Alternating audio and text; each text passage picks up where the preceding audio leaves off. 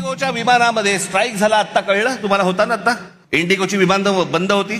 या इंडिगोच्या मालकाला या एव्हिएशन मधली म्हणजे हवाई वाहतुकीमधली 65% हवाई वाहतूक, या देशाची 65% हवाई वाहतूक ही इंडिगोकडे दिलेली आहे. त्यांनी स्ट्राईक केला, त्यांनी बंद केलं, कारण काही नाही दिली. आणि एके दिवशी त्या इंडिगोच्या मालकाने ही सगळी विमानं बंद केल्यावरती अख्खा देश ठप्प झाला.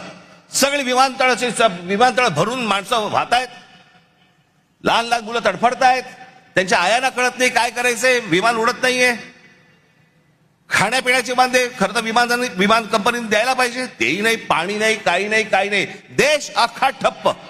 एक विमान कंपनी तुमचा देश ठप्प करू शकते. आज अदानीच्या हातामध्ये सिमेंट आहे, आज अदानीच्या हातामध्ये वीज आहे, अदानीच्या हातामध्ये विमानतळ आहेत, अदानीच्या हातामध्ये पोर्ट्स आहेत, लोखंडाचे व्यापार, म्हणजे सगळं. म्हणजे उद्या हे जर समजा सिमेंटचे समजा करायला लागले, भाव वाढवायला लागले, तुमच्या घरांच्या किमती वाढत जाणार. या देशामध्ये तुमचं भवितव्य, तुमचं भविष्य हे कोण ठरवणार? गौतम अडानी ठरवणार.